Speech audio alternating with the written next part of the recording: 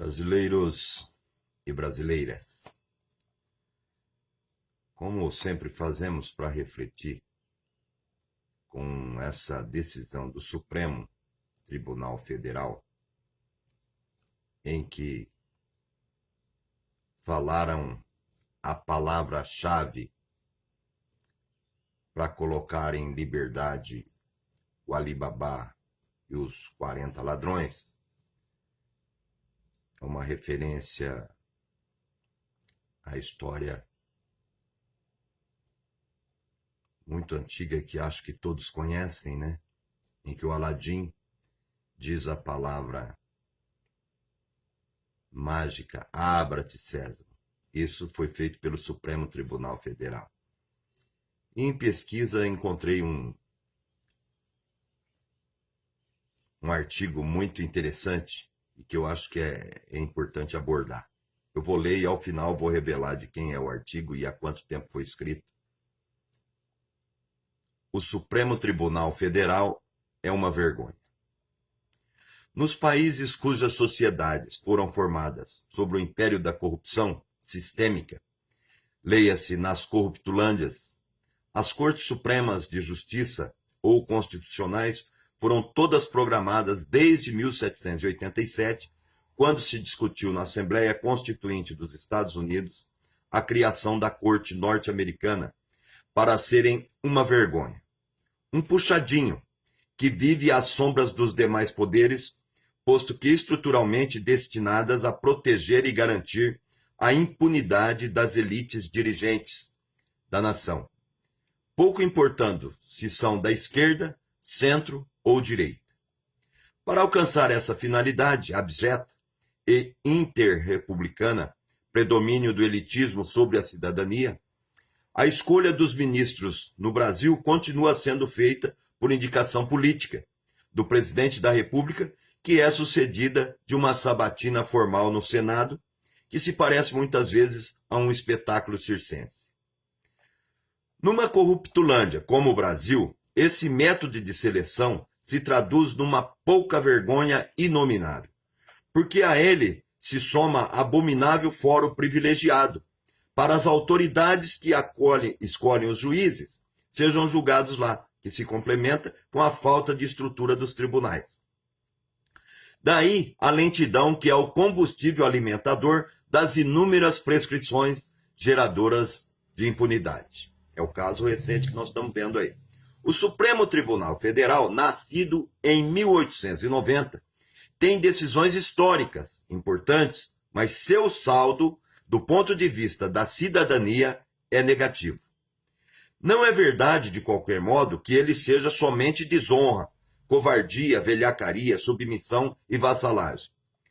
Quando, em 2016, nossa Corte Máxima afastou um presidente da Câmara dos Deputados, Cunha, das suas funções, fez que algo muito relevante para a República. Diga-se a mesma coisa sobre a prisão de um senador no exercício das suas funções, Delcídio. Até então, tudo isso era muito inusitado. No mensalão, os juízes da corte atuaram com firmeza de caráter, recusando cumprir o papel de vassalos protetivos dos seus senhores, responsáveis pelas suas nomeações para tão alto cargo. No total, 25 pessoas foram condenadas. A execução da pena após o segundo grau também foi uma novidade comemorada, mas isso deveria ter sido feito pelo legislador. De qualquer modo, ao longo de sua existência, o Supremo foi muito mais gerador de controvérsias e de desonra que apaziguador ou moderador. Atendeu muito mais os interesses das elites dirigentes, de esquerda, centro ou direita, que aos da cidadania. Seguindo o historiador Marco Antônio Villa, podemos recordar vários momentos pouco dignificantes do nosso Tribunal Supremo. Floriano Peixoto, aquele que quis nomear 3 generais e um médico para compô-lo, disse num determinado caso: se o Supremo der o habeas corpus para fulano, eu quero ver quem é que vai dar habeas corpus para os ministros. A medida, claro, foi negada. Desde a proclamação da República, 1889, constata-se um silêncio absoluto do Supremo Tribunal Federal sobre incontáveis abusos dos coronéis dirigentes do país que fuzilavam seus adversários, fecham jornais, censuram livros, depõem governadores e prefeitos, torturam pessoas, prendem inocentes, corrompem juízes, compram fiscais e policiais, ignoram as leis e as constituições, abominam o direito de reunião, não investigam crimes graves e por aí vai. Em 1924, o general João Francisco foi preso juntamente com seu filho de 17 anos durante a Revolução Tenentista. A prisão do menor era absurdamente ilegal. O Supremo Tribunal Federal discutiu o tema e o ministro Bento de Faria disse: a lei já tem sido desobedecida numerosas vezes aqui. Aqui pode ser esquecida mais uma vez. Olha o absurdo. No Estado Novo getulista, o Supremo Tribunal Federal fechou os olhos para tudo o que ocorreu. Em 1968, o Supremo Tribunal Federal foi um fiel seguidor do AI-5, da ditadura que proibiu o habeas corpus. Costa e Silva aposentou compulsoriamente 3 ministros do Supremo Tribunal Federal: Vitor Nunes Leal, Hermes Lima e Evandro Lins e Silva. 2 outros pediram aposentadoria. Nenhum protesto da corte se viu durante o regime excepcional. Superveniência e feudo-vassalagem, 2 atributos que não engrandecem. O Supremo, como marcador de certeza decorrente do seu papel de moderador do exercício do poder, foi se desmoronando, aliás, como peças de um dominó. Todas as instituições no Brasil e no Ocidente foram perdendo sua importância, uma após a outra. Daí a crise generalizada. A respeito à autoridade vigente nas antigas sociedades, se evaporou respeito aos pais, aos professores, ao padre, ao pastor, aos mais velhos.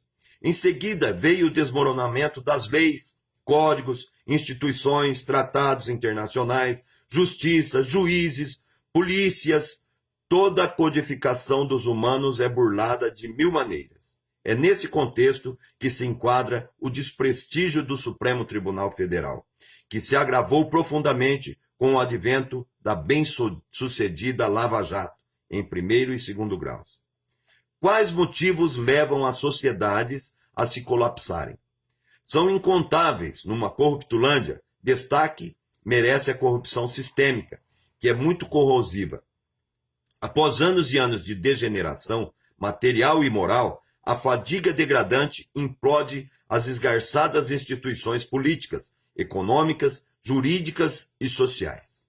Depois da Lava Jato e da faxina eleitoral de 2018, o que se vê são escombros, poeiras, pedras sobre pedras.